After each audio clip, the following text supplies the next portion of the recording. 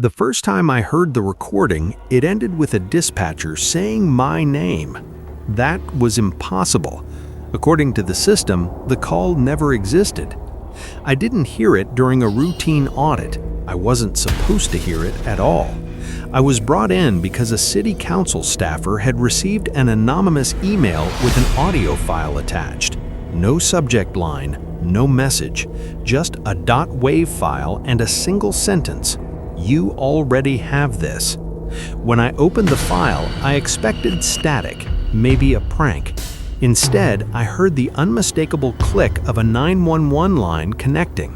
The dispatcher on the call sounded tired, professional, female, mid-40s maybe. She followed protocol perfectly. And then the caller started talking about things that hadn't happened yet. I work contract analysis for emergency communication systems. I don't work for police. I don't work for the city directly. I'm the guy they bring in when something doesn't add up and nobody wants to sign their name to it. The city's 911 center had just finished a major software upgrade. New logging architecture, redundant cloud storage. Every call was supposed to exist in 3 places at once, which meant missing calls weren't supposed to happen anymore. The official problem was simple. Someone had a recording of a 911 call that didn't exist in any database. No timestamp, no call ID, no originating number, no metadata. The unofficial problem was the content. Because in the first 30 seconds, the caller described a fatal freeway accident that wouldn't occur until 6 hours later.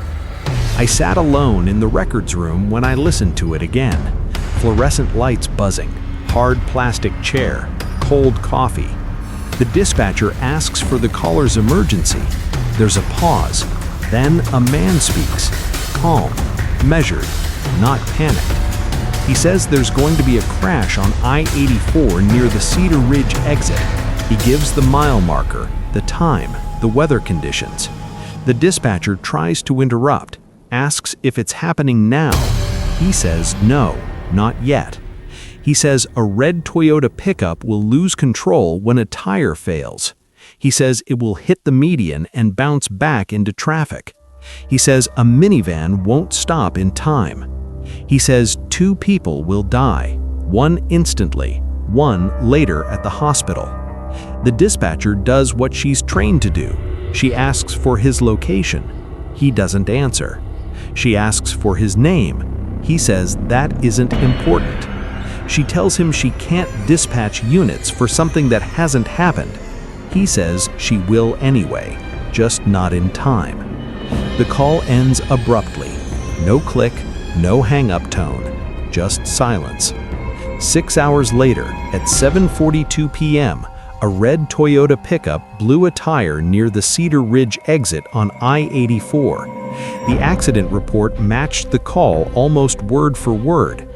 The city told me they needed to know how the recording existed. Privately, they wanted to know who had made the call. I started where I always start, the system logs. Every call that touches a 911 switch leaves a footprint, even failed connections, even dropped calls. This one didn't. No inbound record, no phantom trace, no error log. According to the system, no such call ever reached the center. But the dispatcher on the recording was real. I recognized her voice after 20 minutes of digging. Her name was Elaine Porter. She'd been with the department for 17 years. I called her at home. She went quiet when I mentioned the recording. Then she told me she remembered the call. She said it had bothered her for months. Elaine remembered answering a line that didn't display a caller ID. No ANI, no ALI, just blanks where the data should have been. She remembered feeling irritated at first, thinking it was a prank. She remembered the man's voice, not emotional, not rushed. She remembered writing notes on a scratch pad because the CAD terminal wasn't populating. And then she remembered something that didn't make sense. When the call disconnected, the screen refreshed, and all her notes vanished. No call history, no event number. It was like the system had swallowed it. I asked her why she hadn't reported it. She said she tried. Her supervisor checked the logs, found nothing.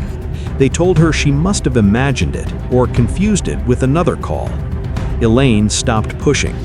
3 weeks later, she requested a transfer out of dispatch. I asked to see the scratch pad. She told me she'd thrown it away. The next day, another email arrived.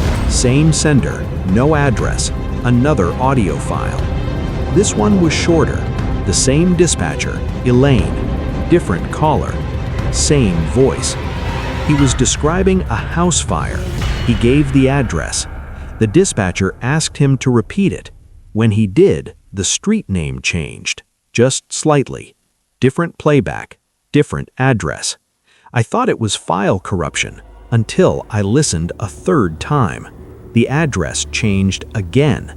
Same city, same neighborhood, different house. I checked the fire department records. 3 weeks after the call, a house fire occurred on that street. The address matched the second playback. 2 months later, another fire, same block. That address matched the third playback. The city stopped returning my calls after that, so I kept going on my own. I took the original file and ran spectral analysis, checked for edits, compression artifacts, anything. Nothing. The audio was clean. Too clean. I compared it to verified 911 recordings from the same year. The background noise matched the center's ambient sound profile exactly. The line clicks were right. The timing between prompts was right. It wasn't a simulation. It was a recording of a real call. I tried something I probably shouldn't have. I played the call through the 911 training simulator. I wanted to see if the system would react.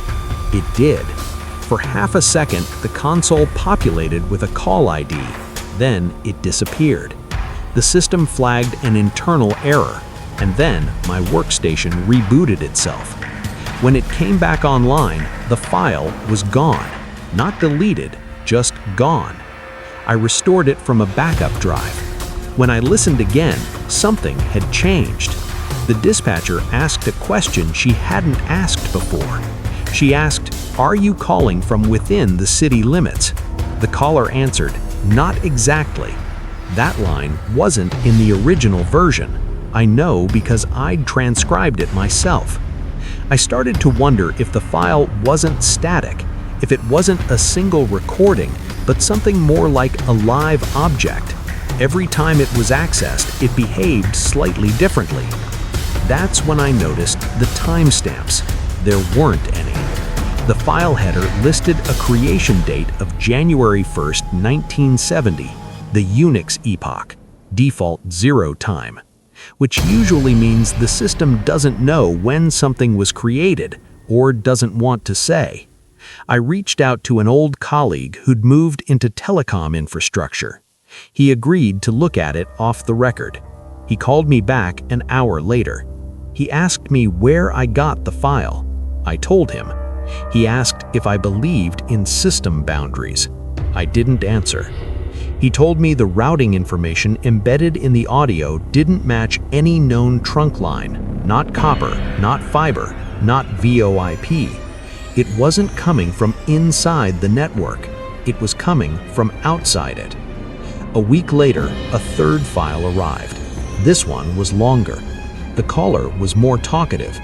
He described a missing persons case, a woman walking her dog near a river trail. He described what she was wearing. He described the dog. He described exactly where her phone would be found. Elaine asked him how he knew all this. There was a pause. Then he said, "Because you're going to ask me later why you didn't stop it." The woman went missing 5 days later. They found her phone exactly where the caller said it would be. They never found her. This time, the city couldn't ignore it. Internal affairs got involved, then federal oversight. I was told to stop working on it.